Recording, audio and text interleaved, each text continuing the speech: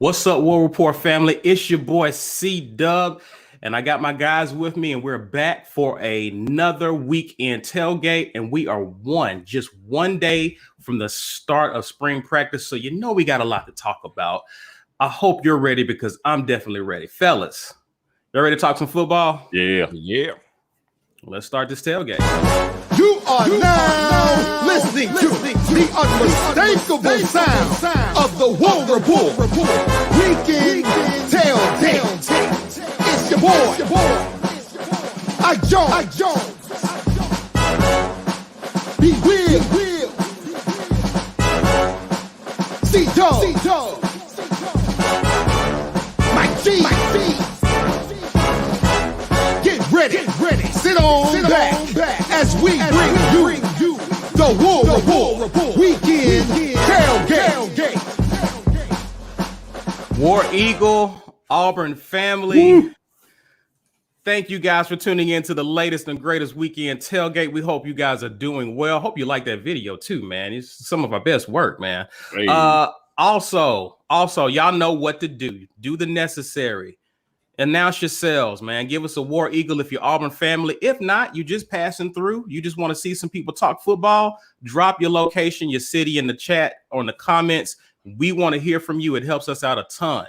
Yeah. Mike, let's go ahead and get the housekeeping items out the way, man. Listen. This thing is getting hot, people. Become an insider. You can be a supporter if you want to support the work we do. I know you guys are feeling that intro. We are just taking the dollars and the donations and the membership fees and putting that back in to the product that you guys get every Sunday, Wednesday, Monday, Thursday, Friday. We all but one day of the week that we are not dropping content for you. So we are definitely the most consistent content Auburn providers out there.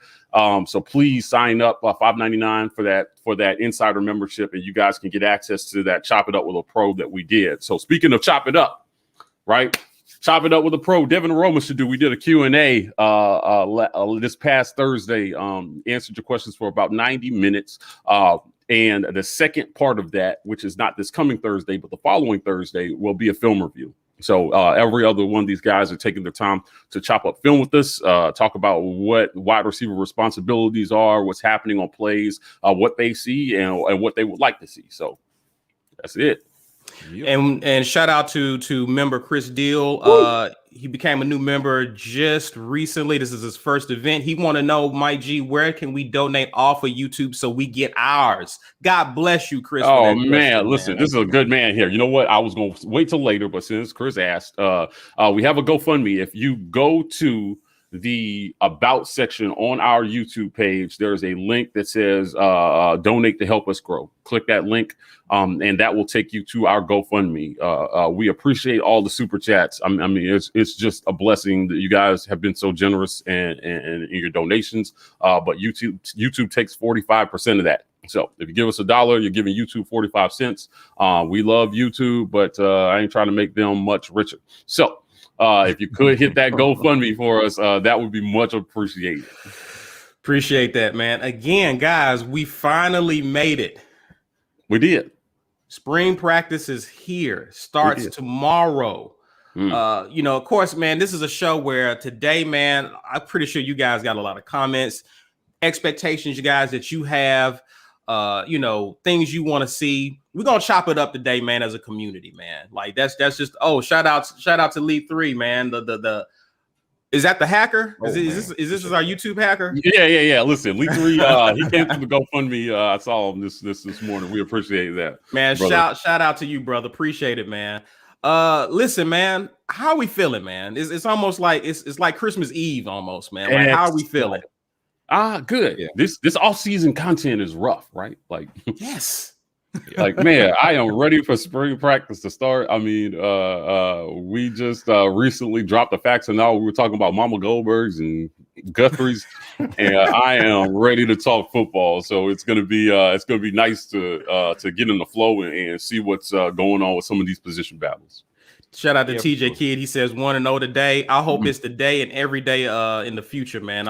There was another hype video or another video release. They've been dropping them like Yeah. I'm loving it, man. I'm loving it. I'm loving it. Shout out to the coaching staff, the kids for working hard.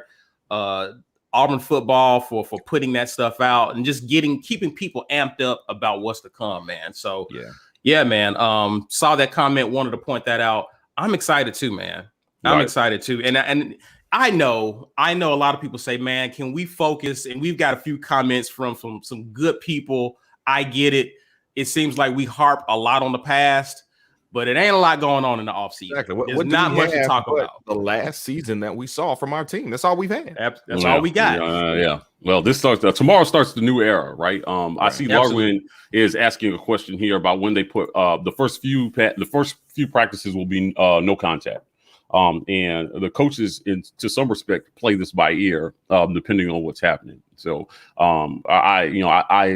all reports have said that we are reasonably healthy heading into spring practice. So I can't imagine that they will be extending the no contact period. But I'm excited to see them put on some pads. I mean, I think the quarterbacks won't be live from what I understand. But who knows, man? Harsin might say, you know what? I want to see how you guys do under real pressure. And there may be some live contact, periods during practice for the quarterbacks to see how they respond under pressure.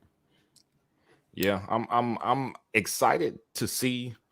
I feel like the quarterback thing, even though it's going to get the most attention, we will hear the most about that from media, from in the press conferences when they're asking the coach questions. We're going to hear plenty. I'm more concerned about the positions that we know are shaky. Left tackle, how's that going to work out?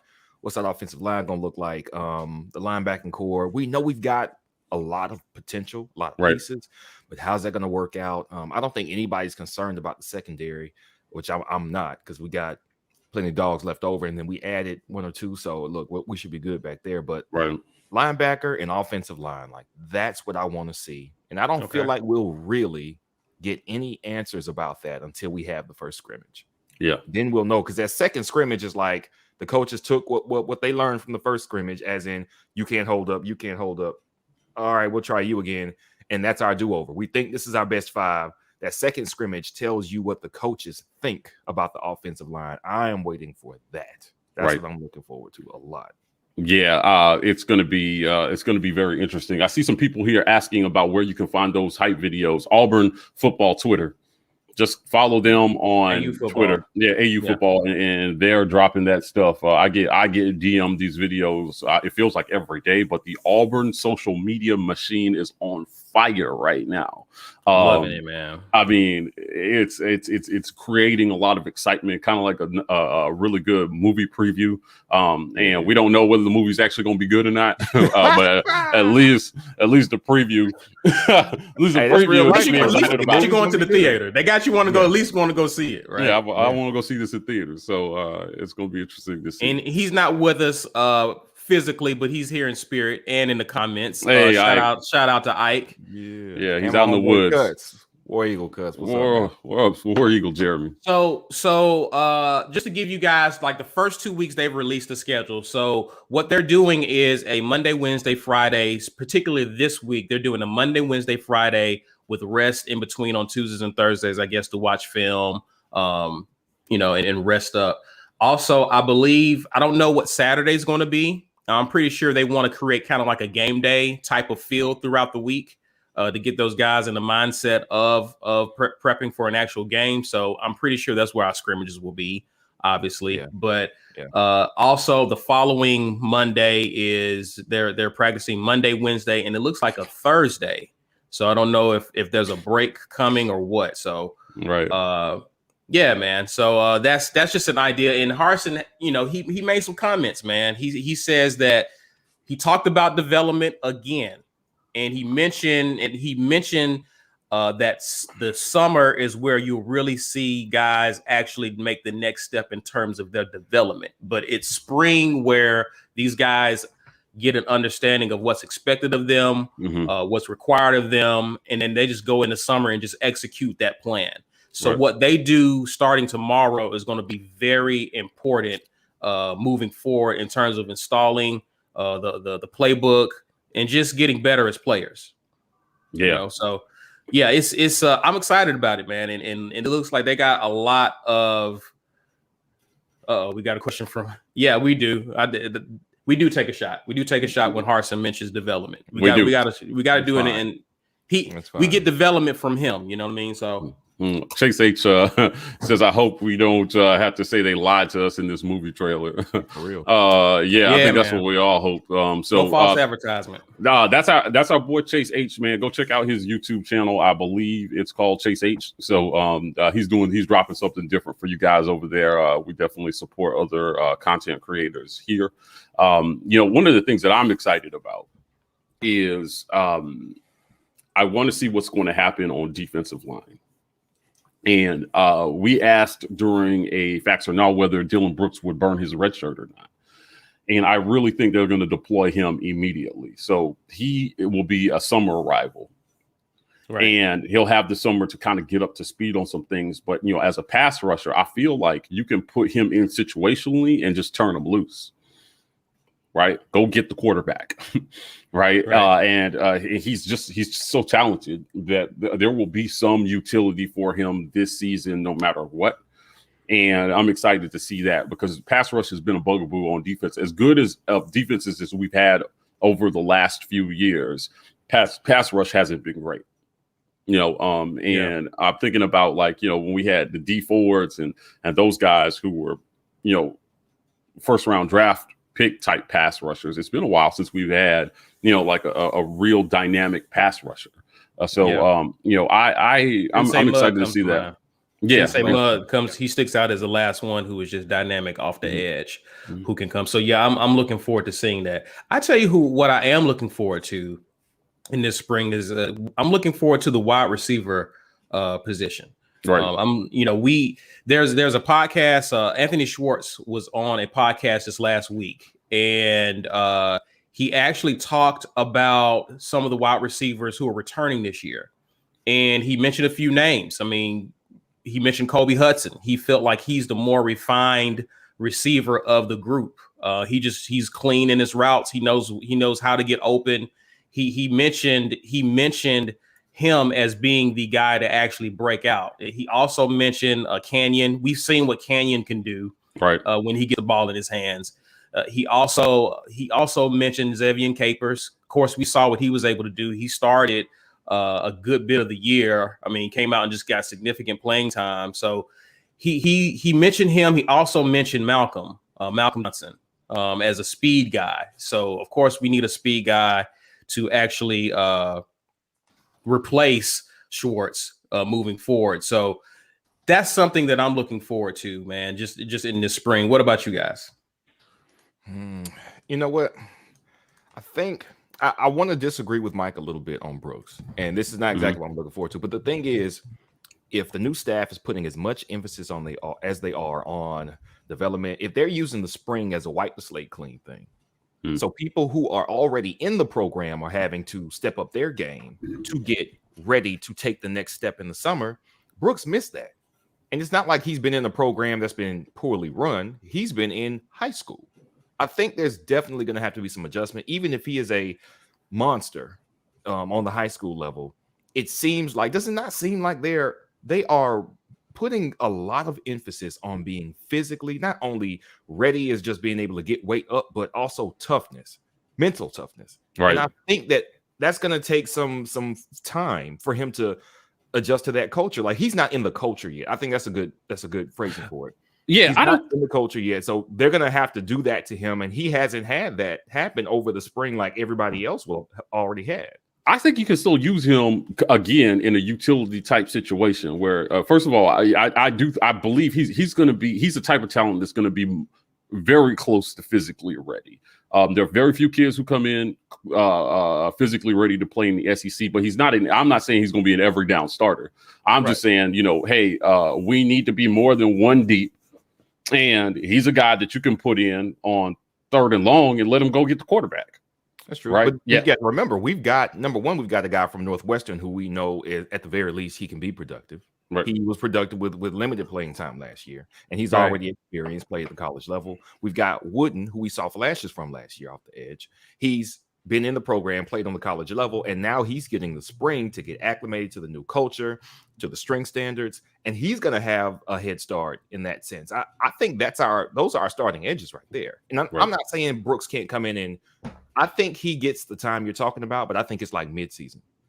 Yeah, that could be true, or maybe it's in garbage time in these first 3 or 4 games. Yeah, right. I see him making an impression because we do have some easy games to start the season, and he may get an opportunity to showcase then that he's someone that they can use down the course of the season. Yeah, I think it's more likely you see him, against Alabama State or whoever we play early in the season, right? And they just let him go out there and then just see how he handles, what he's supposed to do, handles his assignments, and how he beats the guy in front of him. And then, if he can't do it against them, then you might put him back in the lab before SEC play starts, right? But I think he's going to make an impact immediately. The very few kids can do that, so I don't disagree with Brian. Like, I just think that he's going to be one of those guys that comes in, and it's going to be exceptional, and it's going to be like, hey, let's get him on the field. The same way Tank should have started game 1 last year.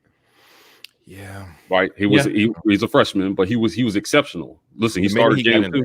From the minute he got in there, he was outstanding. Yeah. So there was no reason for us to go through this charade like Shivers had some edge on him. He didn't. He's now better back than Tank. He was never at any point. Keep an eye out on Derek Hall. That's a good point. And again, this is why we have spring practice. It's just who's going to establish themselves as the guy. And they got some guys to choose from coming off the edge. And Hall began to figure some things out as the season went on last year. But yeah, he's definitely someone to keep an eye on as well. We got a question here. Do you guys know anything about PW Sawyer, the QB? Yeah. I'm not familiar. Yeah, I'll tell you what I know is that I don't expect him to be a factor this spring at all, right? Like, I think come in here. Sawyer paid. That's a great question, but this is going to be a 2-man show, and I will talk about quarterbacks later in the show. But I think that he's this is going to be a 2-man race. And we're looking at a lot of 2022 quarterbacks. So they're looking. It looks like they're trying to sign 2 2022 quarterbacks. So they got Grenier on the docket already, and I heard there was another kid that they're talking about going after. So this coaching staff is showing me that they understand that you cannot be successful in this league without a quarterback who's either a dynamic athlete or a dynamic passer. Right. Yeah. That's what we've seen. Like, the successful teams have, or both, right? But you need a good quarterback in our league. We're not seeing game managers find much success over the last 4 or 5 years. It's all the guys who are super accurate with ball placement, or, just really dynamic pocket presence, or just great athletes. Yeah. Right. But you need that. That point, I know we're going to talk about quarterbacks later, but this isn't about a specific person. It's pocket presence, man. It's like you can be a dynamic athlete and get out of trouble. Right. You can be a dynamic athlete and use that to compensate for a lack of accuracy or a lack of an ability to read. But when you don't have dramatic athleticism, seeing somebody just feel the rush, like a few people do it, of course, on the NFL level, you have to be able to do it. Nick Marshall had dynamic athleticism, but he also had the most mysterious pocket presence I have seen at Auburn. Yeah, the slippery one.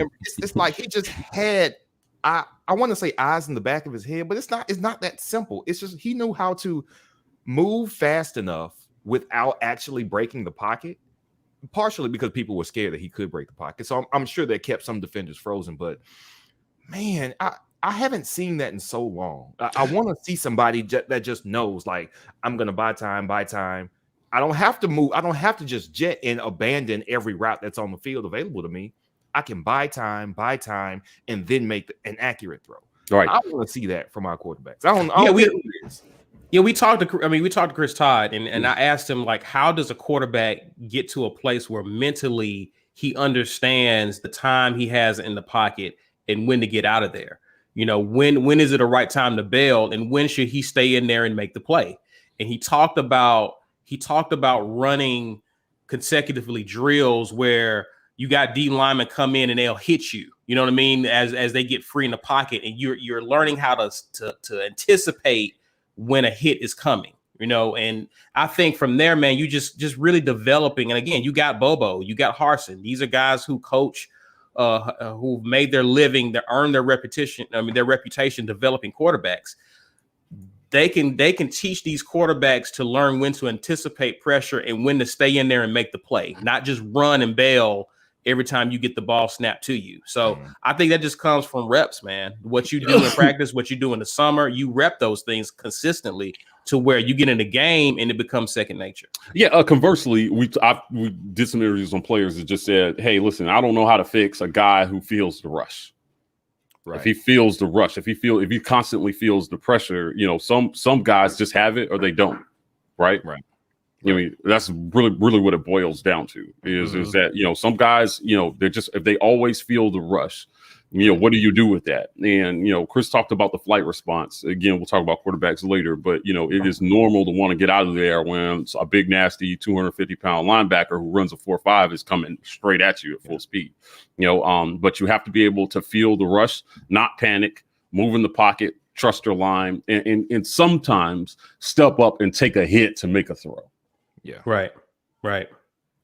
Because the expectation, which is why I want to pivot to offensive line, the offensive line positions now, it should not be that our line has to create a perfect pocket every time for your quarterback to make a play. It's not realistic in our league, man. Defenses are just too good. Your line is going to get beat sometimes. That's it. Right. Guys are going to miss blocks. You know, sometimes the defensive scheme is just better.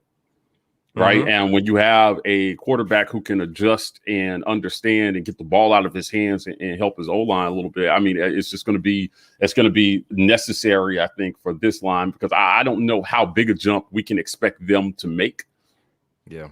Based on what we saw last season, because there were just some things that just didn't look good at all. Yeah. Right. So, you know, I think the talent is an issue on offensive line. There were some good things there. Right. But I just think it's going to be interesting to see. Rondo, I think we're going to line up a lot of the heavy packages until they can figure out the tackle situation, 1 or 2 tight ends. Yeah. I'd bring in extra help.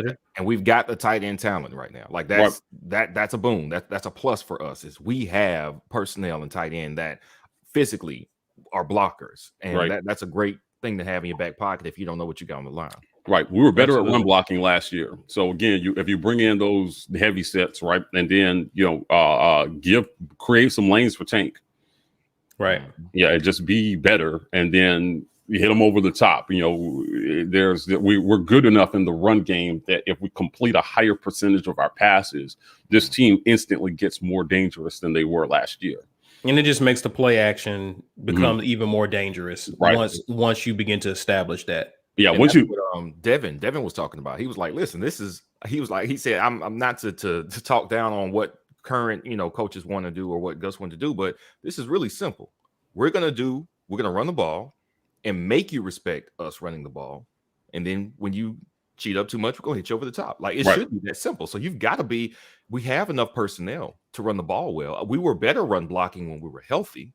We may not have one outstanding offensive lineman, but I do think we've got enough serviceable or good offensive linemen, if everybody's healthy, to be able to put together a competent run game and make the game easier for the quarterbacks and the wide receivers. I think that's possible. Right. Yeah. Player break it down guy is saying they're mostly seniors. I think people just expect that experience will equal better play. That is not necessarily true. I mean, of course, I agree. We did a chop it up with a pro. We broke down the film on the Georgia game last year. And we watched Nick Brahms, you know, not to pile on him today, but he even going into that game, he had some experience and he didn't play well. Right. And so you just want to see who's going to get after it in this spring and who's going to emerge as a new face along the O-line. I think that's one of the things that I'm interested in. Right. And for me, it's also health things as well. Like I'm interested in seeing, because, you know, they're projecting Troxel, who's going to be the starting left tackle, but he's had 2 major injuries over the course of his career at Auburn. So the concern is who establishes themselves and can they stay healthy? Right. And if they can't stay healthy, who can they plug in behind that person? They're going to have to help this offensive line a lot with play calling this year. Yeah. Play calling is going to have to help the offensive line quite a bit, and expect teams to blitz the hell out of us. I expect to be blitzed a lot. Based on last year's tape, it is not a bad idea to blitz Auburn. Right. Because we have not shown an aptitude for finding the open guy when blitzed.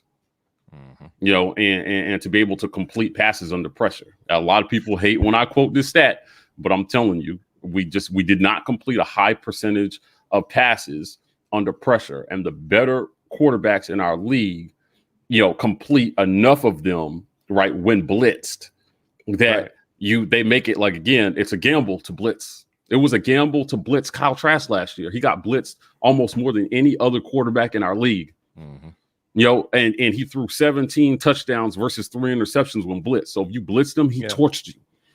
Yeah. That's it. He was under pressure a lot, and they were one-dimensional. They had no run game. Right. Which is why people blitz them, because we don't have to worry about the run with you. Why not? Let's blitz them? And it goes back to your point. When you have good play calling, you're not putting yourself in obvious passing downs where defenses can just pin their ears back and just rush the quarterback. Right. If you're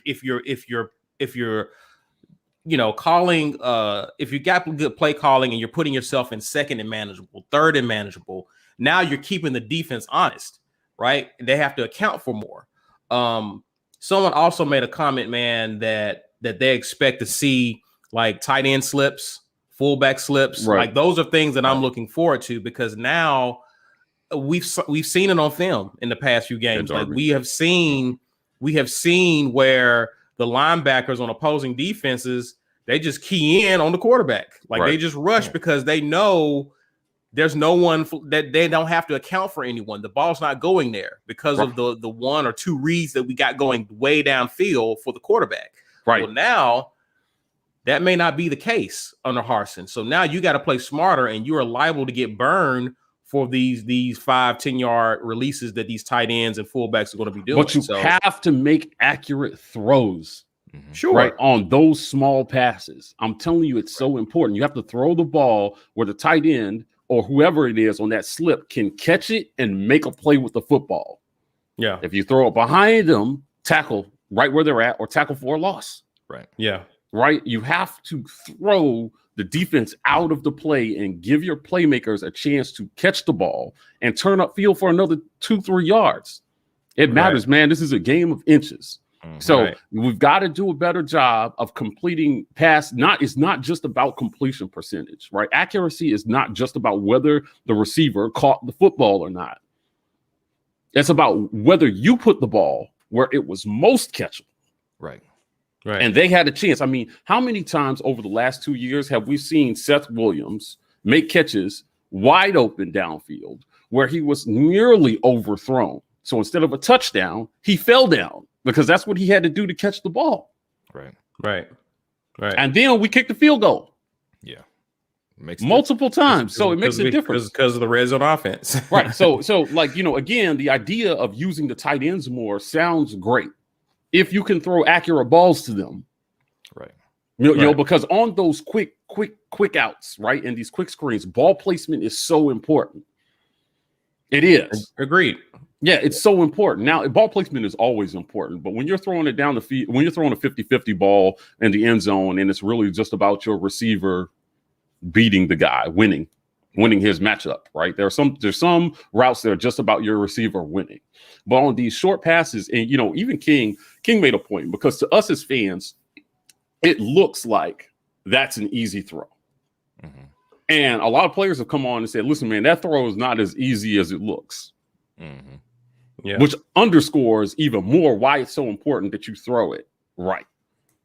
So the little throws behind where the receiver has to adjust, it happened to Schwartz quite a bit, right? Like, it's got to happen. But again, but this is really like we're talking about QB play and not QBs. Not QBs, yeah. We're talking about QBs and tight ends. But you can't utilize tight ends. You cannot utilize tight ends effectively if you can't get to the ball to them. right? I mean, there are some tight ends that you see come through that are dynamic athletes and can, catch a ball that's behind them and do their thing and create some magic. Do I think that Pegues is that guy? Nah, probably not. Nah, man, you put a ball where he can catch it. Right. Sure. Ideally, right? He's a big guy, man. He can't be shooting. Frazier might be able to, or he can't shift his weight. or one of those guys. Yeah. Yeah. So I'm looking forward to, again, we've been talking about tight ends for, it feels like, years. When are tight ends going to become a thing in our offense again? And when it was funny, what was the tight end for Florida? Was it Pitts? Yeah. Yes. Kyle Pitts, right? When you watch him, he was such a dynamic tight end. I just see wide receiver out there. Yeah. He looks like a wide receiver out there. He's fluid. A big wide receiver. He looks like a big lumbering tight end. He looks like a tall, large wide receiver. Yeah. Yeah. So, and Trask was just throwing it wherever he could. He was catching it and making a play, but it kind of didn't matter for him as much because, to my point, he was more athletic. But we don't have those sort of tight ends. So it's going to be really important. If you want to get those guys involved, we have to start doing the little things well. Yeah. And let's help this offensive line out a little, because to some extent, I just think that I don't want to spend another whole season talking about why our offensive line did not play better. I just think that they can make some improvements, but expecting them to go to like a championship offensive line, I don't think that's realistic. I think we need championship play calling, right? We need a championship passing game, right? And we need a championship running back. Yeah. And you can help them some, right? Yeah. You scheme around your deficiencies. That's what I'm hoping. Listen, pivoting to special teams, we got a question by Kendrick Swain. Who do we think is going to be play kick return and be a punt return? Listen, I'm hoping we have specialists moving forward, right? We're not using a starter, a guy who's actually starting. And it's cool if we do have a starter. That's fine. But I don't want to see Tank running kick returns. Kickoff returns. No, I don't want to see I want to see guys who have speed, who can actually be featured to actually run back. So I'm looking at Malcolm Johnson may actually get some looks at the wide receiver position. I'm keeping an eye on him in the wide receiver battle to see if he actually becomes the new Schwartz in this offense. Javarez Johnson, that was somebody else who Schwartz mentioned in the podcast that I alluded to earlier, that he has some speed as well. So if he gets beat out for that position, I look to them being able to use his speed either in punt return or kickoff returns. But who do you got, B? Like who would you like to see at least fielding punts or running the kickoff returns back? I have no idea who I want to see because I don't have enough of an idea what these guys can do. So I mean, we've got high school tape and scouting evaluations that tell us that we've got some dynamic, athletic people at wide receiver, but we have no idea what they can do. We saw one flash in a bowl game of Kangan, and like, where the hell is this dude been? Right. We're gonna see what we have, and the only thing that is the biggest advantage is that we know we're going to get, or at least we believe, we're going to get the best guy at each position. Yeah. We could not say that before. So what I have confidence that no matter who it is, that they're going to put multiple wide receivers back there. Like, hey, man, listen, maybe you're not in starting rotation, but listen, go out there and field some punts, and we're going to let you try. And whoever gives us the best results on a week in, week out basis will be our punt returner or our kickoff guy.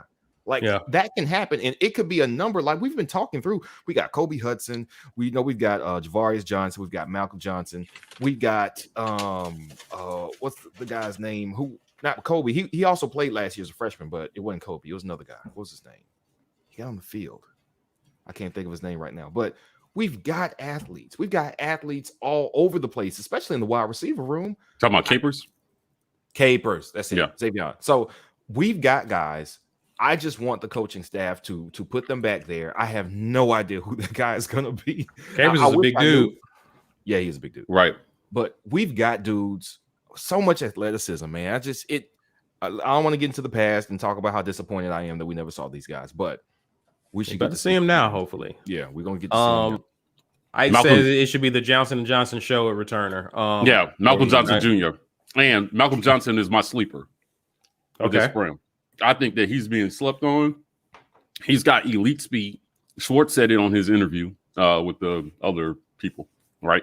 And I think that Malcolm Johnson Jr. is going to be a surprise star in this offense if we can get him the ball. So watch out for. I mean, again, he's got elite speed, and he's one of those guys.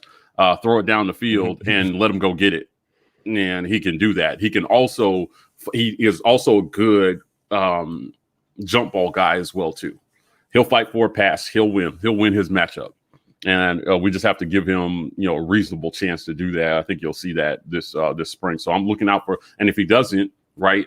Because it seems like we have a lot of talent there. If he doesn't, I just want to see him get in to our point at kick return. Somewhere punt return. He returned punts in high school. He returned quite a bit of them for touchdowns. Yeah. And he seems to be able to find lanes well. And let these guys use their talent and get back there. It's too much speed to just leave on the bench. So I think you'll see D. Williams is pointing out Juwan Gaston. This is one of the things that was pointed out when we were recruiting him towards the end of the recruiting cycle, that he was pretty dynamic at returns. So we can keep a lookout on him. Again, these are things that I'm looking forward to seeing them. If a freshman doesn't start, will we utilize their talents in a way to where they can see the field in some capacity, right? And so yeah, just keep an eye out. Like we again, to y'all's point, we got options. It's just a matter of how do we utilize them. So, sure. Yeah, man. Well, listen, we're at the halfway point. Mike, do we want to go ahead and do some more announcements? Yeah, man. Listen, become an insider. We love our community. We have the best community, I believe, on the internet. And so our fans, our listeners are great. The community that we've gotten is great. And so as we progress, we're providing more things for you. Chop it up with a pro. We have one coming up in about 2 weeks with Devin, where Ike and Devin will be breaking down wide receiver play, talking about releases. I don't want to give too much away. So again, if you want to be a part of that, after this is the last one that you'll be able to watch if you are not an insider. Currently, only insiders can comment, but we're showing it to everybody so everybody can get an idea of what that segment is like. It is primarily focused on you guys. So when Devin takes your questions. It's designed to be more interactive during these lives. So many of you comment that we cannot get to every comment. So that's your chance. If you wanted to ever ask a player something, you can do that. And I talked about the GoFundMe. You can hit the about section in our channel to hit that GoFundMe if you want to support what we're doing here. And then for our fan spotlight, we have a fan. He's War Eagle on here, but his name is James Coleman, and he did some fan art for us. And I wanted to put this up. This guy is major talented. And again, we talk about creating community and doing some things. He put the War Report logo in the tiger eyes. This tiger is not playing games. He will eat your face, right? And I'm hoping that that's the type of defense that we have. I hope we have an eat your face defense coming up this fall. So shout out to James for doing that. I hung the picture up behind me, but I wanted to put it up close for everybody to see. So yeah, man, become an insider, join our community. And again, shout out to Devin Dawson, all about Auburn. Go check out his channel. The good thing is we aren't lacking at receiving options, wide receivers, and yes, agreed. And because of that, we didn't panic when we had all those guys opt out and decide to go pro, because there was so much talent that we were looking forward to actually being utilized that will get a chance to display their talent. So I'm excited, man, to see what happens in those. Those are two of the battles that I'm most excited about. Let's talk about running backs. We know about Tank. Tank's a known commodity, right? But what I want to know is, what's the battle going to be looking like behind Tank? Now, it was announced in the offseason that Devin Barrett, who was prepared to actually transfer from Auburn before Gus got fired. Mm-hmm. And when the new staff came in, he actually stayed on and then made the move back to running back. So what do we think this is going to look like when we start seeing in these scrimmages who's going to be getting some carries. I mean, I'm pretty sure we're going to be seeing Worm get a lot of carries. He's going to be the default number 2 guy. But how do we feel about how that battle is going to look? We did a facts or nah, and we talked about Devin Barrett. Will he be Auburn's second leading rusher? And it was kind of split amongst us as to who was going to be the second leading rusher. How do we feel that this competition is going to be? Man, you know what? You look at Barrett he's got some speed. He's got a little bit of size. He was never super bulky, but I'll be interested to know what they see his physical profile needing to be at running back at this position in the college level. What will they demand of him physically? Are they going to say, hey, be fast? Or are they going to say, listen, you're going between the tackles, so put on 15 more? Like, I don't know how they're going to use him because we don't have any idea what his strengths are, whether it's inside, outside, if he's, shifty lateral. We don't know because we haven't seen him at the college level because he wasn't utilized. Right. So it's going to be a question mark if you want to take what his tape was in high school and kind of, carry that forward to what he might be. He should be I would think he's the second running back by default. But again, man, there's something about taking those reps. Like it's a habit, just like anything else, which is why coaches are so big on practice. You want to see them do these things in practice continuously. And he's missing about 2 years of, at the very least, second team running back snaps. He hasn't gotten it. When his first year, he wasn't the second running back, and then he moved. And so he's just getting back now. He's doing some work with Brad Lester, footwork drills that he hasn't done for running back position specifically in 2 years. What's required of him in the weight room, because running backs have a different standard, what they have to be, how they have to be so strong, but that's different for when you're a defensive back. So the habits, he hasn't been in those habits, but the good thing is he's got the spring, he's got the summer, and then he's going to have fall camp. I'm fairly certain he's going to be our number 2. Chavez is going to be in there, but honestly, Chavez doesn't need to be the number 2 back. He needs to be a little bit of everything, and I hope they use him as a little bit of everything. So put him in there some spot duty. Make him the second running back on the field. You know what I'm saying? Like, do something different with him than what he's not, what his strengths are not. And that's what we've talked about that. And he's a straight line runner. Get him in some space. Put him in the slot and just throw it to him. You know what I'm saying? This will be your answer to Chase's question. If Worm loses the number 2 job to Barrett, you see Harsin and Bobo scheming together something to get him the ball in space to work. They're going to get, because he's talented, he's a physical runner, even if he's not the shiftiest runner, he's got enough ability for them to find a way to put him on the field. And I think you need to do that just to keep everybody fresh too. Right. If injuries have been a problem with Chavez, not really with Tank. I don't know if we say Tank has a problem with injuries off of one injury, but I think you have to keep those guys on the field, keep them all engaged, and keep them all fresh. I think that's what they do. Running back by committee. I mean, and I've watched how Georgia has managed their rotation, and they've had some studs over the past year who are playing on Sundays now. Yep. They still incorporated a running back by committee, so they didn't have one guy get the bulk of, every now and again you'll need to go to your hot hand depending on the situation, but that wasn't the norm every Saturday. And so what I would like to see is Worm and Barrett, even, despite the rotation, those guys get sufficient carries. Also, we got to keep an eye out for the true freshman coming in. He may come in and make an impact as well. So let's not forget about him as well. That's true. Yeah, I think that it's going to come down to blocking. Honestly, yeah. Tank's the number 1. The number 2 comes in. I expect to see, as much as we will be blitzed next season, I expect to see a lot of max protect call, and the number 2 back's going to have to come in and pick up a block. So if he can, the best blocker will be the number 2 back in my book. And by running the ball.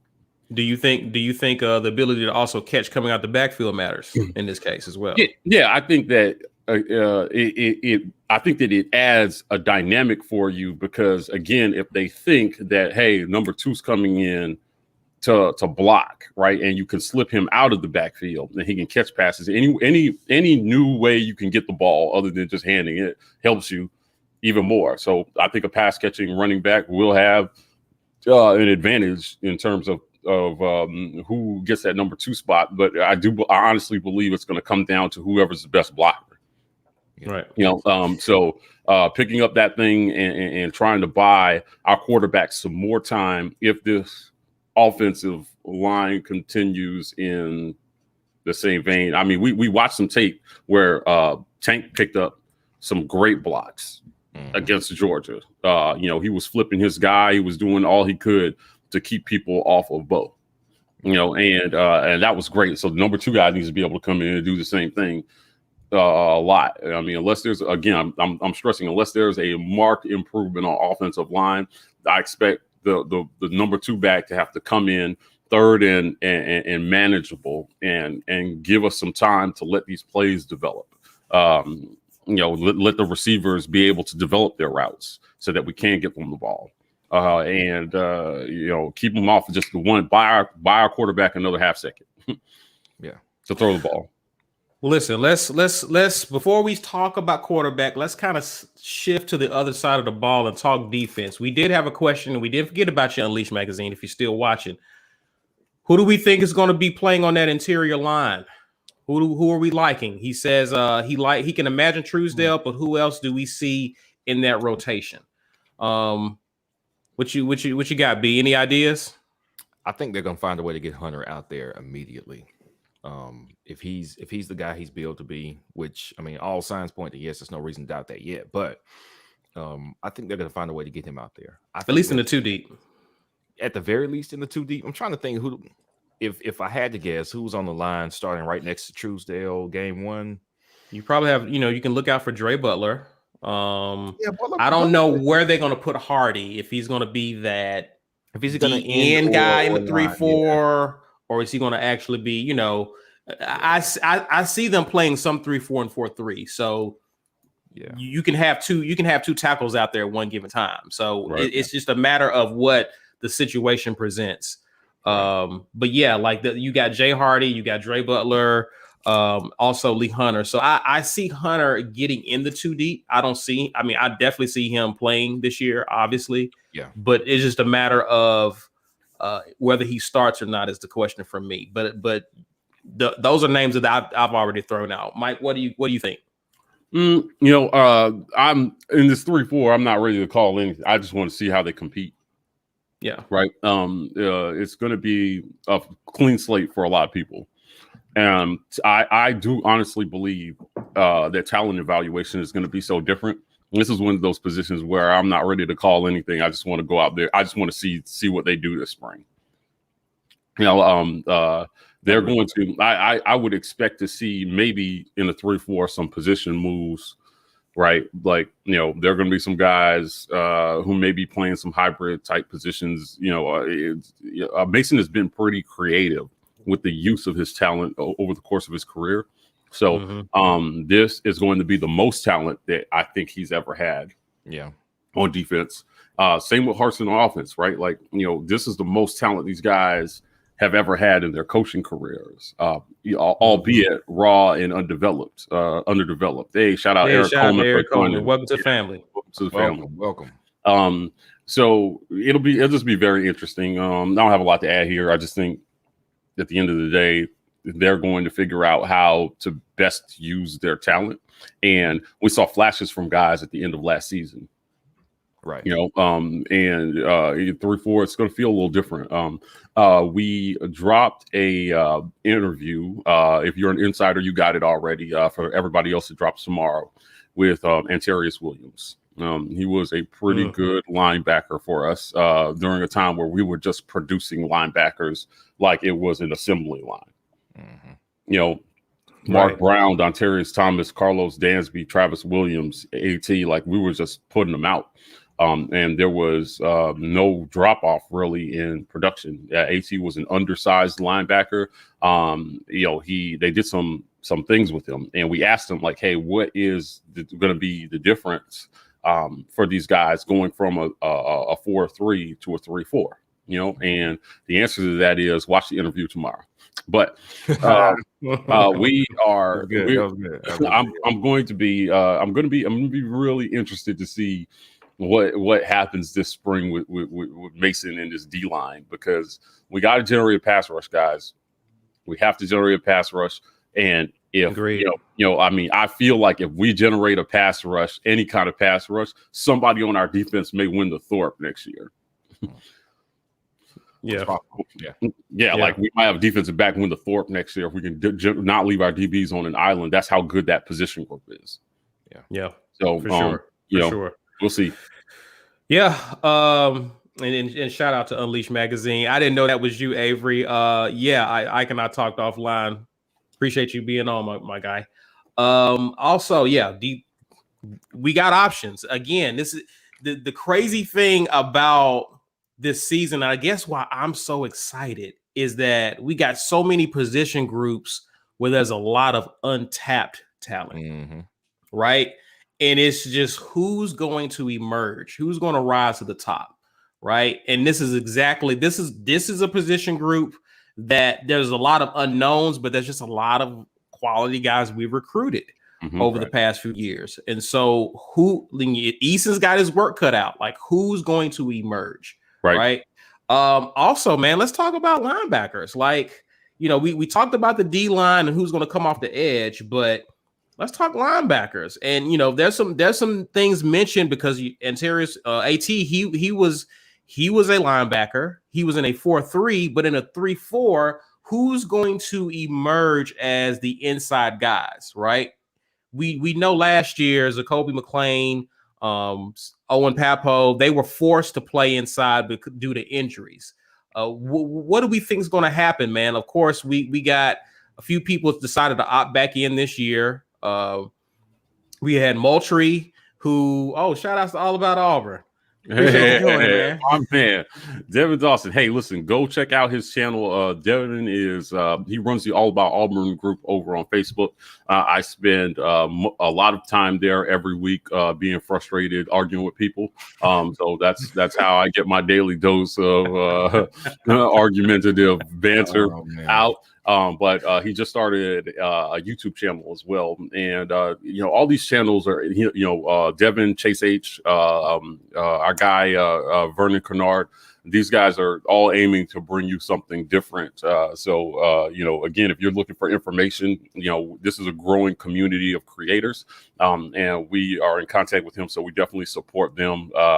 It's funny. I'll be a little petty. It feels like to some creators, it feels like they think that we're in competition with them, but we're really not. We just want to support our community of creators, and Devin is part of our community as well too. So we really appreciate him. See that Mike G faces, man. Mike G faces. But getting back to the question about linebackers, and this is a question someone brought about TD Moultrie. Again, I'm interested to see who emerges from this. This is another group where we got a lot of linebackers who came in highly recruited, but they never saw the light of day, or they were playing out of position. TD Moultrie is kind of the latter because he was moved into that buck position, right? And he just never felt comfortable, right? Like his timing was always off, right? Always offsides, it seemed, when he was out there, and so he just was not comfortable in that position. Well, now he's going to be in a defensive system where he's playing 5 to 7 yards off the line. Perfect. And so, I'm curious as to his ability to be able to diagnose what the offense is doing and be able to just attack. And that seems like that's what he wanted to do from the line, but just wasn't able to do it in that position. Right. What do we think about the linebacking core? And who are some guys? What's a name that you're looking forward to seeing emerge from this group? I want to see Steiner. Okay. Enough injury to keep him off the field last year, supposedly.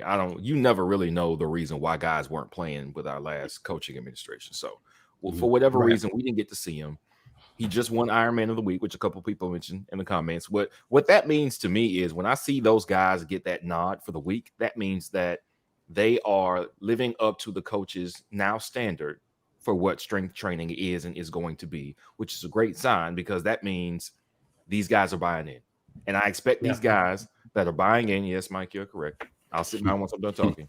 So the guys that are buying in, and again, we question this when the coaching change happened. Are guys going to buy in? We saw people leave, which again, knew it.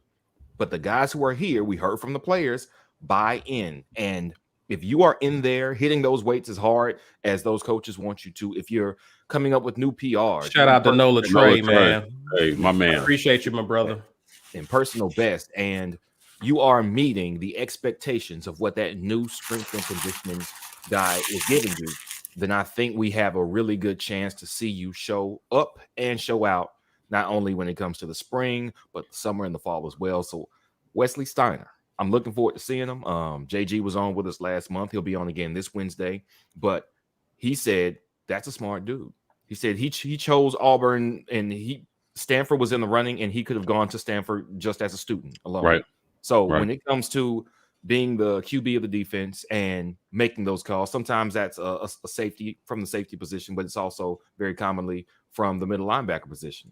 Listen, man, if he's got the brains, and now you see him doing what he's doing in strength training, and he's got the body for it too, that's who I want to see. I want to see Wesley Steiner on the field contributing. TD makes sense because you feel like he's a pit bull, and maybe he wasn't built for the line. The last coaching staff, they converted him. He was a linebacker. He wasn't a middle linebacker, but he was a linebacker in high school. So maybe he's going back to where he should be, which is the linebacker position, maybe inside. I don't know. I don't think he has the speed for outside, but man, I would like to see Steiner and TD. I want a redemption arc for TD is what I want. Yeah. I think Owen Papo is gonna lead the team in tackles this year. But I'm looking for Derek Hall and Cam Riley to really kind of emerge this. You're going to see a heavy rotation.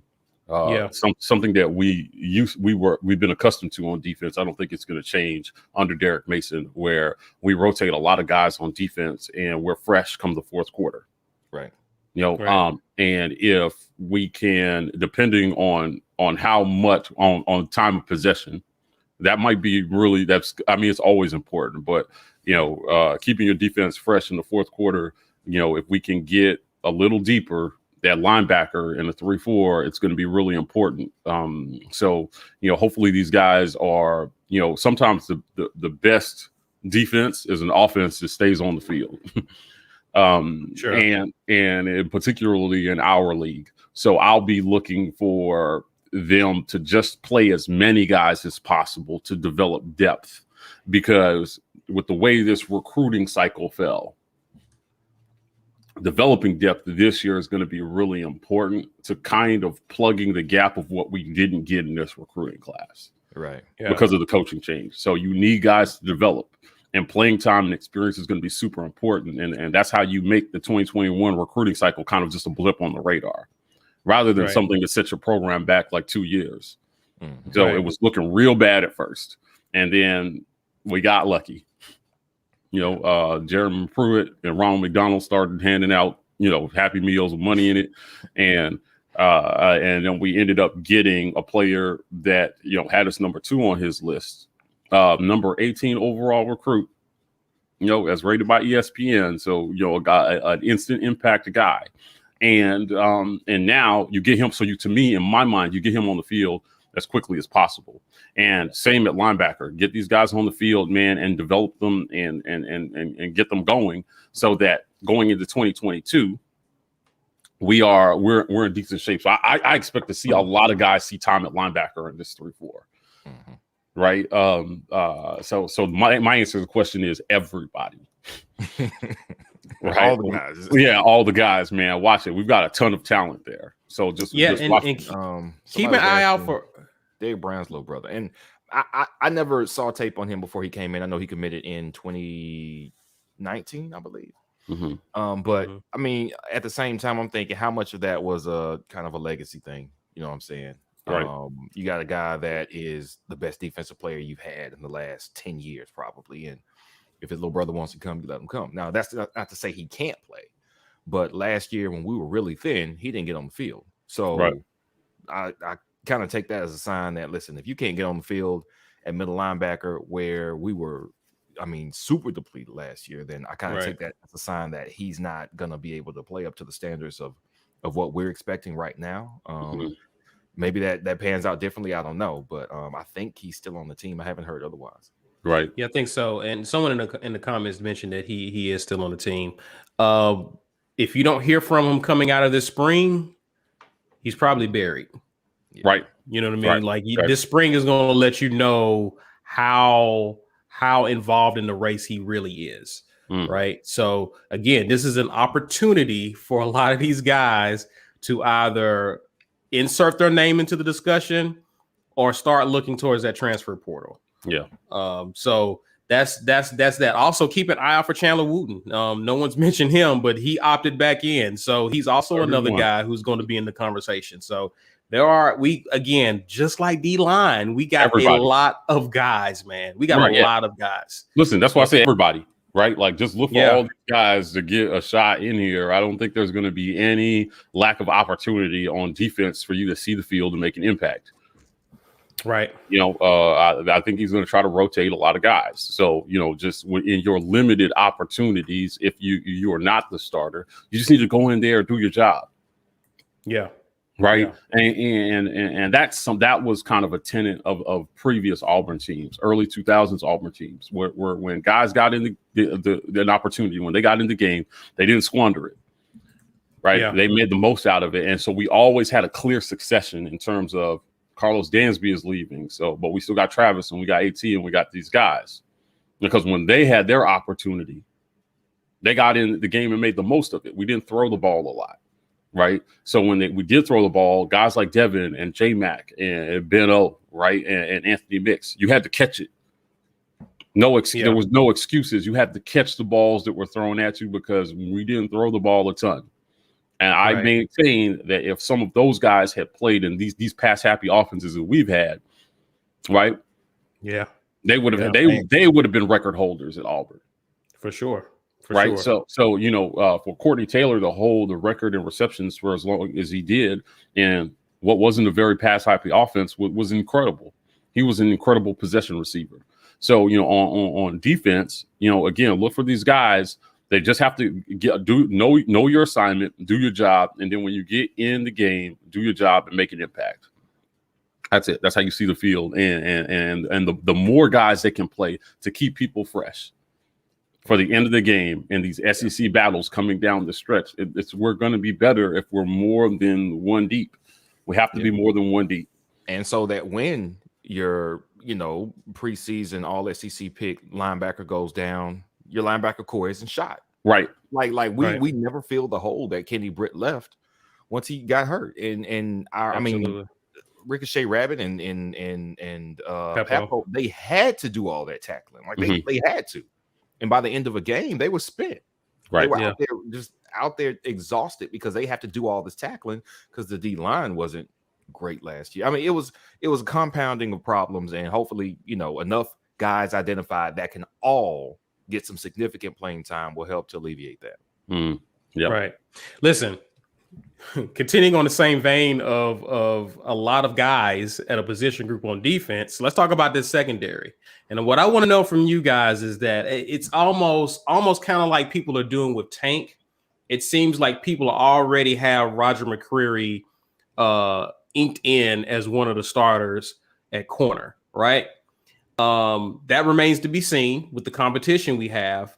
But who is starting opposite of him? Who do we like going into spring? We got Pritchett, Miller. But we also got Miller coming on. Miller. Mike is going with Miller. B, what say you?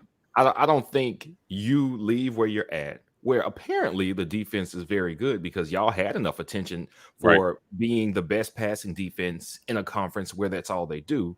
Their DB coach did leave to go to Georgia, though. Oh, that's why. Okay, I didn't know that's why. That was a big reason why he started looking elsewhere and seeing where he could go. So what's interesting? He didn't transfer to Georgia. Very interesting, right? Yeah, that's very interesting. So to me, you come in and say, "Listen, I'm playing 1 year. I'm going to the league. Where am I going to go? I'm gonna go with you. If you don't make that move and start, you got to start if you make that decision. So I count on him to be the other guy at the starting quarterback. He's supremely confident in his own abilities because he plans to be at Auburn just 1 year and then jump to the NFL. He said that in an interview. So I'm like, listen, if you're that good, then I expect that you'll be. It shouldn't even be a question. But 9 pass breakups, he had a very good rating. I just expect him to play on the other side, but we'll see. I mean, we're deep We're deep on that side of the ball. So I have a ton to say about DBs. They've been our best position group on defense for a while. Like, Smoke, the safeties. Yeah, like I just think that these guys, if we can generate a pass rush, I'm stressing somebody there is going to be in the running for the Thor. Listen. I am looking forward to seeing Pritchett and Miller go at it. And to me, man, this is what makes quality guys at your position when you got people who can battle each other. You just don't want a guy who can just walk in and just get the job. Like he has to prove on a day-to-day basis in practice and everything. I got this guy fighting for my spot. So when I get in on the game day, this is easy because I've been battling my life away trying to even get to this point. So if this battle is what I think is going to be between Pritchett and Miller, man, watch out. Like the cornerbacks, especially if everything works out as expected in the front line and we're able to begin to generate some pressure, Miller might, if Miller wins out, he might get to the league like he's planning on. So this is what happens to Jalen Simpson? Because he was the starter last year. What happens to him, in your opinion? Do we move him to the other safety to get some playing time? Shout out. He's shout out to Eric. Appreciate it, man. Eric. And to his point about I think the wide receivers, I agree 100%. Absolutely. I think that the wide receivers are definitely going to surprise a lot of people this year. And if we can get them the ball, it's just going to, I mean, we're going to do quarterbacks next, but they cannot make an impact on their own. Right. Somebody's got to throw them the ball. And so we'll talk about that in a second. But yes, agree. I think that they have the opportunity. Too much talent. It's too much talent. A lot of people this year. Will they? Talent. Yeah, it's going to be dependent on things that are outside of their control. Yeah, for sure. Also, Quentin Lee mentions that he likes. Yeah, he likes Ed Reed. It's moving on me. Sorry about that. But yeah, he likes Ed Reed Jr. and Jalen Simpson for that safety spot. Yeah. Also, you got Chris Thompson Jr. Don't forget about him. 4-star kid who came in. Like you got that's the other position group that I wanted to talk about. I think it's pretty clear. We think Tennyson is going to be the nickel guy, the star guy, whatever they're calling that position now in Derek Mason's defense. Mm-hmm. But I'm interested in seeing who's going to be competing for that other safety spot opposite of Smoke. Right. Yeah. So again, a lot to determine, man. And I'm just curious to see what all Derek Mason comes up with his defense, especially on the back end, because that's his forte. So I'm just looking to see who emerges and shines. But man, he's got an embarrassment of riches to work with this defense. Yeah, does. D-line is the only position, interior defensive line is the only position where we may not have the depth. We have, of course, we've got guys at every position, but secondary, we're stacked. Linebacker, we're not stacked with experience, but we are stacked with guys. Edge, we've got the transfer we just got. We got Hardy, we've got Wooten, and now we've got Brooks. We've got at least 4 edge rushers. Interior, Leota. Don't forget about Leota. Yeah, that's the transfer guy I was talking about. Yeah. Right. But so interior, that's the only spot that worries me on the defense. I know we've got some players, but we've got a lot more question marks there than I think anywhere else on the defense. So listen, let's go ahead and we save this part of the spring talk for the end. Let's finish out of high school. This is your time. Mike. Hit us with all the talking points. Quarterback, man. What are you talking about? Again, you got Bo, you got Demetrius Davis. I mean, we have a lot of people who've been talking about Shayo Garnett. What do we think? I think that this is going to be the most watched position battle this spring, obviously, as it usually is. Yeah, right. And there's a lot of talk that I hear a lot that it's Bo's job to lose. Now, I think that is an intellectually lazy statement. Personally, I really do. I don't think that the coaches are thinking that at all. I think the coaches are thinking. Why do you think that's an intellectually lazy argument? Yeah, because it's just easy to say that because he's the incumbent. He has been the starter for 2 years, but this is a new coaching staff. I think what the coaches are thinking is we need to find out who our quarterback is. Right. That's what I believe Bobo and Harsin are thinking. And the way they've been recruiting, I think, shows it. Is they're not. I mean, I don't think that these guys are leaning on it like it's some kind of certainty that Bo is going to start in the fall. I don't think they're treating it that way. I think that you got this kid coming in with almost every single Texas high school record ever at the highest level of Texas high school football. 72% completion percentage. He seems to do a lot of things well. He's just as athletic. He's a little undersized, right? They're worried about his height. No, I'm not that worried about that. I think, we've seen a lot of shorter guys succeed. But it's really just going to come down to, do we have anybody who can push him for the job? If we don't, I am worried. If there's no competition. I don't know if I don't think that's an intellectually lazy argument or the statement to say. It is. It's an easy thing to say. It's Bo's job to lose. It's Bo's job to lose. Everybody is just saying that. But no one is saying Bo is the guy. Bo has things that everybody's saying that. Everybody's saying that. Well, listen, Mike. Listen, let's practice some listening skills here. I want you to listen while I make this point. Now, what I'm saying is that Bo has things that Demetrius Davis does not, and that's experience. That's experience with those guys and the wide receivers. What I'm saying is Bo understands the speed of the game. He understands certain things that is going to. Yes, he does. I think he struggled. That's the number one thing he struggled with speed of the game. What I'm saying is, I'm not saying Bo is the starter. He just has an advantage in some areas that Demetrius Davis doesn't. Now, Demetrius Davis is more fundamentally sound quarterback, obviously, but it's going to take Demetrius Davis, depending on him, how much time it takes for him to capture the speed of the game, get acclimated and build a rapport with the receivers. That's the obvious statement, though. That's why it's intellectually lazy. That requires absolutely no analysis to say that. What I'm saying is his job to lose, meaning he could lose the job. He could lose it. I'm not saying it's him losing it by default. A possibility. Yeah. We're acknowledging that. We're acknowledging that Demetrius Davis could be not only an outstanding athlete, he could be mentally sharper than most high school quarterbacks, come in, pick up the offense, really do his due diligence, and give the coaches everything that they want to see from a guy coming out of high school, be at the number 2 spot going into, let's say, fall camp, and impress enough during scrimmages and practice to push Bo for the starting position, even if he doesn't get it. Maybe he can overtake Bo if Bo has some of the issues he's always had. That is a possibility. I also think it's not the most likely thing to happen.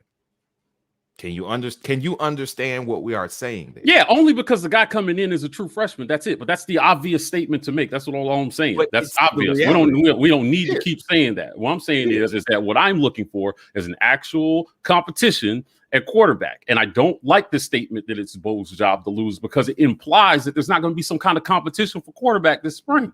I'm not saying that. But that's what it implies. But that's what it implies. That may not be what you guys mean. Saying that. That may not be what you guys are saying, but I'm telling you the general feeling out there when people say that is that it's his job to lose, as if there's going to be no competition this spring, and that Davis has no chance because he's a freshman and Bo has all this experience. And I'm telling you, in a new system with new coaches who want to win immediately, either you're going to do the experience. To me, while it matters, right? I don't think that he came far enough in his progression that it's going to matter as much as it would for some other quarterbacks in other systems. I just don't. I don't think he progressed enough in his time at Auburn that his experience, now that we're changing systems, is going to be that big an advantage for him, because everybody they both got the playbook at the same time. They both got the new playbook at the same time. But you still got to go out and execute and compete. Well, that's what they're going to do this spring. That's my point. My point is we haven't seen Bo do that at a high level in game yet. That's why I don't think that his experience is going to matter that much to these coaches. I think that they're going to see you. They're not that you can all that game tape on Bo, right? It only matters to opposing defenses if he starts, because it's going to say to them either this guy has overcome all these things. I think that if he starts, he will be the most blitzed quarterback in our league. Statistically, you blitz him. because that you'll be rewarded for doing so. And so my point is, if Bo is starting, that means that he is not the same quarterback you and I and everyone else saw last year. I've made that statement before, right. But what I'm saying is my thing is statement that hits his job to lose, right? Again, generally speaking, right? So everybody is jumping down my throat saying, "Oh, well, that's not what it means." No, yes, again, nobody wants to stick by the conviction of what they're saying when they say that. And I'm telling you, we shouldn't say that with Tank either. We shouldn't say that with Tank either. Then we know, but that's not. But Tank didn't play poorly. Right, that's fair. Still, is this his job to lose? Answer the question. Is it his job to lose? It is definitely his job to lose, but he didn't. But there's no indication that he's going to lose it. Well, here's something to throw in. And Ike is making this point. So for every point that you're making about Bo, what would have to happen for Demetrius Davis to overtake him? It's not that he has to. If Bo is the exact same quarterback, we have not seen Demetrius Davis in any of the positions where Bo has performed poorly. Now, we assume and we hope that the new coaching staff will put Demetrius Davis and Bo in those positions in practice, right, in scrimmages, in both camps, so they will know before our first game, yes, he can do the things we're asking him to do, whether that's Bo or it's Demetrius Davis. Excuse me. I've been pronouncing his name wrong. So you're assuming then that Davis can come in. Number one, he can learn the playbook. Number two, that if the playbook isn't as simple as what Gus's was, which is just do what I tell you to do, and if I want you to change it, I'll tell you, then now you have to learn calls. You have to learn audibles. You have to learn what to read to change the play. That's something that Gus didn't really put on his players. But now that's something that's going to be on the quarterback. Okay. So they're both starting from the same plane based on your statement. I agree. Now, let me finish, though. Let me finish. Demetrius Davis has to pretty much pitch a perfect game from the moment he hits campus. Bo doesn't have to do that. I don't think so. I think that that's how poor Bo played on the road and in certain aspects of the game. I don't think that he has to pitch a perfect game. He just has to show that he understands enough of it. He'll do enough of the little things that Bo currently isn't doing. Now, here's one thing that I don't know, right? Maybe, just maybe, Bo is an amazing practice player. Mm-hmm. And you know, like I'm big on golf, right? And I'll tell you what, I go out to the driving range to practice before every round, and I'm hitting amazing shots on the range. For whatever reason, it just doesn't always translate to the course. Yeah. Right? I hit a straight drive 10 times in a row, get on the first tee, and then shank it all the way to the right. Yeah. You know, and maybe that's a little bit of what's happening with Bo. Maybe he practices very well. I just think that these coaches are going to be looking under a much deeper microscope than most fans think. And I don't think that his experience is going to play as big a factor in this new system. I just don't think. I think that they are on an even playing ground. And if Davis can come in, he doesn't have to pitch a perfect game. He doesn't. He just has to come in, demonstrate because if athletically, with all things being equal, let's say athletically, all things are equal. Mm-hmm. Right, they're just as athletic, you know, in terms of running the ball, because Bo can be a dynamic runner. He is a dynamic runner. Yeah. I mean, listen. I mean, he can run. He can run. He can run. I mean, it's not like he's not slow, right? But like I said, I just think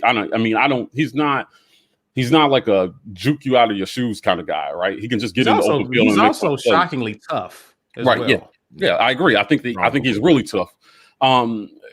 But with all things being equal, this spring, and I'm stressing this because this is what we need, right? We need an actual competition at quarterback. I agree. If we don't, we're in trouble. We're in the same spot. I agree.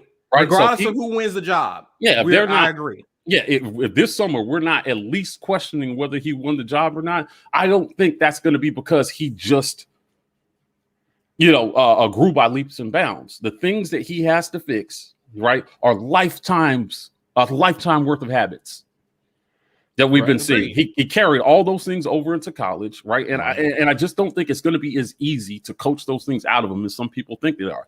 Fixing the offensive line isn't going to fix his accuracy issues. We know that from looking at the advanced statistics, right? Because he passes the ball the same way as he did in high school. Mm-hmm. Off his back foot, thrown across his body, all the things that they teach you are ways to not complete an accurate pass. So It had nothing to do with the offensive line in high school. So right? so let me ask you this. So we're saying for the most part a lot of similar things. I think you're just getting tripped up over the term "is his job to lose" based on what's implied out there. Right. It's a true statement, regardless of who says it. It's just if there's an implicit bias. My thing here is that Bo Nix could easily lose this job, just like Demetrius Davis can lose this job. Bo just so happens to be the incumbent. And under the past coaching staff, that statement never applied because Bo never had a shot of losing his job. Yes, against his best efforts to try to lose the job. And he can actually lose the job this time. Yep. That's what I think is going to be the biggest difference. That's my point. That's my whole first point. time since he's probably hit 9th grade, since before his daddy coached him, he can lose his job if he doesn't perform up to expectations. Right. And that pressure could be enough to spark the improvement that we have all wanted to see, because he's never had that. Right. Now what I think is going to be tough for us, though, right, is that, again, he may be just an excellent practice player. He may be, and maybe that's what they saw. That's why he never was in danger of losing the job, because I think we saw enough of the other guys in game situations to know that there was nobody for us better to turn to. Right. Yeah. The way that last staff developed. Hey, Todd Coors, yeah, thanks for joining us. Yeah, welcome to the community. But again, talent evaluation is going to be so different that this staff may come in and see something completely different from what we think we see, and say, you know what, this freshman gives us the best chance to win. Mm-hmm. And I think that is more likely than a lot of people are thinking right now, because it is just easy to say, because he's got 2 years worth of experience, it's his job to lose. And because of the system change, the extreme system change, and the extreme change in how they evaluate players, I think that in this position negates that statement. And unless Davis comes in and really is just flops it, based on what I've seen from Bo so far, Davis has to really come in and lay an egg for this to not be a quarterback competition this spring, a real competition, a tough competition going into the summer. And I think that I don't think it's anybody's job to lose. I think it's somebody's job to win. Who's going to win it?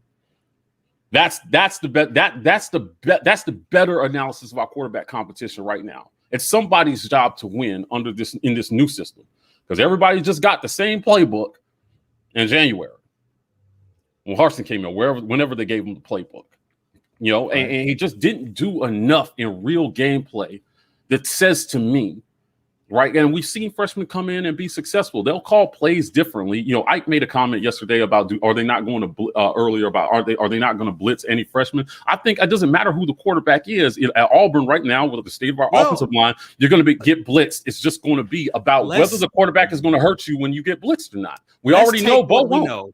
Let's take what we know and apply it here. Right. Okay. If Bo Nix was practicing better, but not translating that into the game, that could be symptomatic of the fact that we were probably practicing ones versus twos. And I'm probably thinking moving forward, you're going to get a better idea of how he's going to play in the game. That was going to be my next point. Simulating an actual game-like experience to determine what's going to happen. You're not waiting to get to the game to find out what Bo's going to do. Right. You kind of already have an idea. Yeah, so my thing is, I expect to see him versus the number one defense in the first scrimmage. So I don't want to hear he practiced better than he plays in the game. Right. No, that's going to be pretty consistent, because the coaching staff is going to make sure they know everything they know about their starting quarterback before they put him out there. Now, that's a good point, right? We have made a huge deal about no ones versus ones in practice, right? Players have confirmed that. We have had sources confirm that was not happening a ton under Gus, right? Because at some point during the Gus tenure, the defense was killing the offense in practice so bad that they weren't able to call plays. And so they stopped doing it for the most part, so it wasn't happening a ton. So the toughest competition that Bo's seeing is on Saturdays. Right. When he should be seeing his toughest competition in practice. And to me, that's where the experience takes place, Mike. That's where the experience, because Davis doesn't have that experience, dude. Neither does Bo. He wasn't seeing the number one defense in practice. How many games have he played? How many games has he played? Not did he play well? Has he seen it? Has he seen it?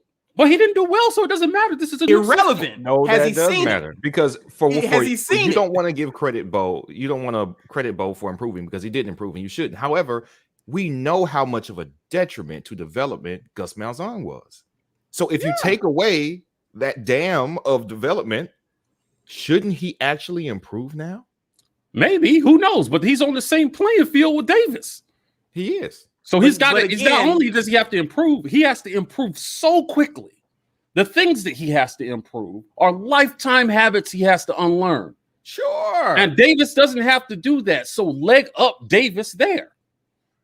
Okay. You guys are only talking about the leg that Bo has up on Davis, but nobody is talking about the leg up that Davis has on Bo. I actually said he's more fundamentally sound. Like I already said all those things. Well, good. I already said that. But you know, but again, you're glossing over it like it doesn't give him an advantage in this quarterback race. Never said that. Right? The thing is, experience. I just don't think it matters. Gus's imprint on the offense and the quarterback position will actually, him not being here gives Bo a leg up. Like if they're even, because Bo has game time SEC experience, but Davis has better fundamentals and the ability to be accurate. Gus going away, I think, pushes Bo into an advantage because he doesn't, even if Bo Nix plays exactly as poorly as he's always played in a scrimmage going against the first team defense, what kind of fire you think is going to light underneath him? I could lose my job to a freshman, where my dad was a quarterback, where I went to the national championship game and was in the stands on ESPN, where I've started for 2 years and I lost my job. Like, these things motivate these guys. Now, he hasn't had to be motivated like that. Maybe he never got the chance to be. Maybe he never was in danger of getting pulled, ever. Now, you take that away. You don't think that motivates somebody? Right. Shout out, Matt. I understand Michael. And I'm not saying this in absolute. I mean, we none of us know exactly how this is going to shake out. But I think there's enough to be gained from a quality coaching staff giving you the tools and the offense to be better, and then holding you accountable when you're not. We don't know what that could produce in Bo. We hope that produces something great because, Mike, you've said this plenty of times. If he is the starter, then we have a good chance to be a really good team, because I don't think Harsin and staff are going to let him be out there mediocre. Not at all. So if Davis wins it, I'm excited. I'm excited because whoever wins this job won't be coached by Malzahn. Right. They're going to be coached by Harsin and Bobo, who have a record, who have an established resume of developing QBs. So it's a win-win regardless of who it comes out. I'm not ruling out Davis. I'm just saying that's not a completely lazy argument. I'm just saying, have to agree to disagree. Yeah, that's he has a lazy argument. He has a much better chance of winning this job than most people will care to admit. Right. Yeah, and to me, that negates the statement that it's Bo's job to lose, because I think that he has a much better job of winning it than most people think. I think they're on an even playing field. Everybody got the same playbook, and I don't think that Bo has made enough improvement from year one to year two for his experience to matter in this new offense. It's really just going to be about going out and executing what the coaches are asking you to do, doing it at a high level. To your point about even the point the bone I was trying to throw him about being a good practice player. Well, you took that away from him and said he was going against second team defense, so he doesn't have that. Right. I just think that Davis is got a chance. To me, it's just 50-50 right now. And that's two things. That encompasses two things. Number one, I'm high on Davis. I've been clear about that. I am higher on Davis than I am down on Bo. My feelings about Davis have nothing to do with Bo Nix. Period. I just think when you look at his tape, he does. My feelings about Davis. Say that for the people in the back. Have nothing to do with Bo Nix. If Bo wasn't our starter, I would still be high on Davis. I just think that he does. When you watch his tape, it is one of the best tapes I've ever seen. And then when you correlate that with his stats, it makes sense. I don't agree with that argument. If I looked at Bo under the same light, if I looked at Bo, let me finish. If I looked at Bo under the same light, I don't think that when you look at his tape, that his stats correlate, that his play correlates to the stats telling the truth. They just don't. 57% completion percentage does not say that you're a great quarterback, no matter how many yards you threw for. It just doesn't. Davis did both. He did both. It has nothing to do with it. What you're telling me is, let's just assume that Bo was killing it last year, and the year before that, I would still be high on Davis. Okay. Coming in. We just wouldn't be, but I'm not talking about Davis in relation to Bo. Shout out Sam Howell. Appreciate you, brother.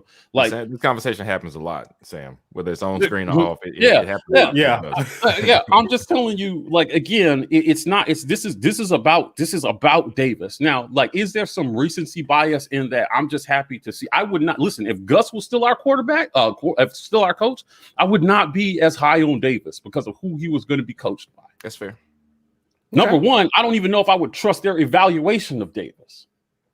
Now, his tape is still his tape, but he has a long history of ruining freshman QBs. So even if his tape is legit, I did not trust the last coaching staff to coach him down.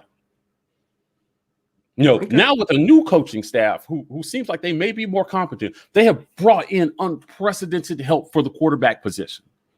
They've hired like 3 or 4 analysts who are all former quarterback coaches or offensive coordinators, right? You got Bobo, who has a good record with quarterbacks. Harsin has a good record with quarterbacks.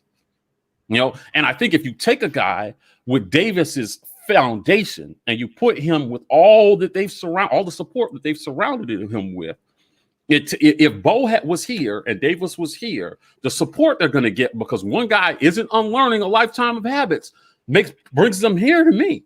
I'm not even putting him over Bo. I'm just saying I think that these guys are on an even playing field going into this spring, and it's somebody's job to win and not Bo's job to lose. Well, let me get that's the easiest thing to say. Get out, because I know we had an hour and a half. You got me. I remember the thing that you give Nick Saban so much credit for, Mike, is that he switched quarterbacks in the national championship game, and Tua Tagovailoa won them a national championship. Right, second half. All right. When Tua played in their blowout games early that year, after Jalen, they ran it up, and then Tua got in the game. He actually played poorly for the first 3 or 4 times he got in the game. He tried to scramble, fumble the ball, late with a couple throws, took a couple sacks that he shouldn't have taken. But he was the guy who came in and played lights out for the second half of a football game and won the national championship game. And I say that to make this point, even if Davis is going to be as good and realize the potential that he has at the college level and mirror his success and his stats that he had in high school, it's still going to take some time. And that means it has to happen early. It has to happen during both camps. It has to happen now. And Tua didn't start playing and looking like the guy he became later until the end of the season, because by that point, he had a lot of practice. He had a lot of garbage time reps. Even if you're going to be the best college quarterback ever, that doesn't mean you're going to be that day one. And you're kind of tying Davis's ability to overtake Bo to him being that day one. And what I'm saying is, even if he's going to be the guy you think he's going to be, yes, he would. I think he would have to be one of those just remarkable people who it doesn't matter. I'm going to be that guy as soon as I step in here. And I think he could be an all-time great at Auburn, but still be on the bench for the first year. Yeah, I do too. Right? Yeah. But I do too. So we're not arguing that. My point is that Davis does not have to make the leap that you're saying he has to make to start this year and to start early, because with better play calling, right? They can call a game to help him, and he can still do enough things better than the incumbent is doing. With that better play calling, Bo was going to be good then, right? Not necessarily. They can't do that. They can't do that for Bo. Yeah, like not if you're not accurate. We shall see. Not if you're not accurate. If you're not accurate, you're just not accurate. It's going to be so fun. I don't think the play calling didn't have anything to do with Bo's inaccuracy issues this season. It just didn't. We watched the tape. We watched the film, right? When again, when you put him up against other quarterbacks in our league, right? Even guys who Brian thinks are mid, admittedly have said are mid, like Kellen Mond. And what was the other guy that you said with that you always have? Felipe Franks, right? When given time, those guys torched the defenses. Felipe Franks to the tune of 78% completion percentage when not under pressure. I will give you that, but I will also give you this because we've seen this, and from our talks with Chris Todd and mid quarterbacks, Brian, mid quarterbacks are doing things that Bo can't do. I think it was, I don't know if it was Chris Todd or he was talking about another coach that he knew, but he was saying, I can't coach out of a guy the ability to not feel the rush. It's like you either can do it or you can't. Right. Stidham looked all world in 2017. The offensive line was sound and the running back was outstanding. In 2018, the exact same guy that we saw be outstanding then got spooked. You know why he got spooked? Because that offensive line took a step back. Now, I agree with you that the best quarterbacks will be able to say, I've got time to throw. I'm going to make an accurate throw when I make it. But what we see happen a lot is there are quarterbacks who, once they lose that confidence in the line, then it doesn't matter whether the line holds up or not. They are expecting the line not to hold up, and everything else is affected. And I agree that the best quarterbacks don't do that, but Bo is clearly one of those quarterbacks. Stidham was one of those quarterbacks. Once it goes in front of me, I can't trust it. It's not that I see that you held up. It's that I don't trust you guys. So I have to be scared for my life, and my accuracy is affected. Stidham, who we saw be surgical with the long ball, then turned into, he was shaky. He was missing Slayton. He was missing Schwartz in 2018 because the line took a step back and he didn't have the fortitude to be able to play as if the line was going to hold up. So I'm saying that to say, it could have been a reason because Bo's been running for his life since 2019. That line hasn't been good since he's been here. That could also be a part of the problem.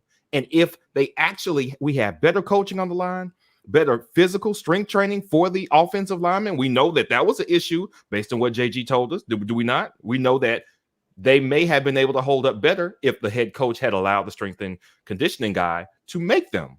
Right. Well, listen, first of all, back up. Bo has not been running for his life any more than any other quarterback in the SEC. We know we looked at those stats. We know we looked at those stats. He was under less pressure than Trask this year. And we actually had a running game. We know we know it was about under what less Bo, pressure. It was under less pressure than Kyle Trask this year, and we actually had a running game. Now, we had other handicaps, but I'm just saying. I'm just telling you. I was about to say the play calling was also trash as well in a lot of cases for Bo. Like Trask had easy, quick throws in that offense. Like you have to admit, and one of the reasons that had NFL teams even looking at Dan Mullen was his ability to create a good short intermediate passing game for Trask not to hold on to the ball as opposed to being but again, you're arguing something else. Onto the ball. You're arguing something else. That doesn't have anything to do with the open throws that Bo missed last year. Period. They're just quarterback throws. It has nothing to do with play calling. It doesn't have anything to do with play calling. I just told you why quarterbacks miss easy throws. I'm not buying that because it's not. You're not buying that. That's what's true for Stidham is not true for Bo in this situation. So Bo is an unusual case. He's just inaccurate. He's just not accurate. Period. Full stop. He will never be accurate. He never has been. We are getting into I didn't say has he ever has been. Will he? We can end the show. No, but I don't have any indication that tells me that he's going to make any monumental jump in accuracy. If he had been super accurate in high school, right, and then somehow fell off on his accuracy in college and through year one and through year two, I might be with you. He's just never been accurate. He's never had sound fundamentals. And now you're telling me that that's not going to be a major handicap for him with a new staff coming in and a quarterback coming up behind him who does all those things well. Again, I see Ike here in the comments saying if it's discount the ability of a new coaching staff, which you seem excited about, to actually improve these things. It's only going to benefit one QB. But it's unlikely. But it's unlikely. I just don't think it's going. I don't think it's going to benefit him fast enough. Not in one. That's sprint. Fair. Not in one. It's okay if someone thinks it could. Yeah. Okay. Yeah, you're just wrong. Okay. We'll see. Because show me the example of that. Yeah, we don't have to show me the example. Find me the example of that, and I'll buy it. Oh, I don't know. We don't have time now. One quarterback has been inaccurate his whole life. And then a staff came in, and in one spring, he became the next best thing. Show me that. Show me where a quarterback has been inaccurate his entire career. He's been inaccurate, played bad, and then with back to high school, staff, and then made monumental jump. Or did he improve from 57%? Did he? What's improvement? What's improvement? Felipe Franks that you mentioned earlier. Okay, yes, that's improvement. Right, but listen, but again, when you go back and you look at his stats, though, he never did any of the things bad that if you gave Felipe Franks time, he would get you. He would. He was always that guy. He wasn't great under pressure, but he could still throw a better ball. Under pressure. He could throw a good ball. Yeah, listen, he threw game winners. He was poorly coached by McElwain. Yeah, right. I'm just telling you. I'm just telling you, like, this guy just doesn't do enough of the things well enough now. And no, I'm finishing this damn point. Listen, Isaac is in these comments and he on the show right now, right? And I'm telling you now, thank you so much for hanging around. He's trying to make the point that if it's close, the experience wins. And I'm telling you that if it's close, bad experience doesn't get you anything. I'm sorry.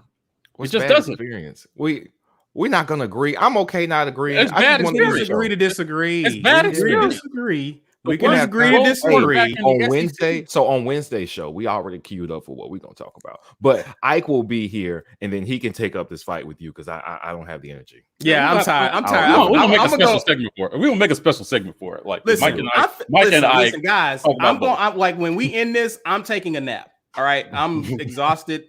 And so, listen, Mike, take us away. You still got a lot of wind in the blood. Tell us what we got coming down the pipeline, sir. Please. Listen, if you want more of this, become an insider. we get passionate about it. We have our convictions. Again, as we start to add more content. We're going to make some things exclusive to insiders so that we can have more engagement time with some of you, right? So once we get going, sometimes it's hard to address every comment. So we appreciate that. Listen, guys, the merch store is up. Get your merch. Isaac is working on some stuff for you guys that it's going to be really, really good coming up here. So we got some strength and conditioning merch dropping. We've got some No Sunshine Pump merch dropping. It's going to be great. Hit that GoFundMe for us again. To the extent that you guys continue your generosity allows us to be able to spend more time bringing you the content that you like. And then a week from this coming Thursday, we have our second Chop It Up with a Pro with Devin Barrett. He will be taking your questions directly, and we'll be breaking down some film to talk about wide receiver play. And with all the talent that we have at wide receiver, Devin is extremely insightful, a very technical guy. Once you get him talking about routes and stacking receivers and things of that nature, he's very interesting to listen to. So that'll be the last Chop It Up that will be available for everybody to watch if you are not an insider. So if you are just a supporter, we appreciate you, but please don't send me any angry DMs asking why you can't see Chop It Up if you are not an insider. So we appreciate everybody taking some time of your Sunday to watch with us. Appreciate it, guys. And listen, if you haven't already, please like and subscribe to us on YouTube. And listen, on social media, whether it's Twitter or Instagram, you can find us at The War Report. You can also find us at TW Report on TikTok. Guys, next time you see us, we're going to be live with JG Tate discussing some of the first practices of spring. And I look forward to seeing you guys. But until then, we're signing off. As always, War Eagle. War Eagle.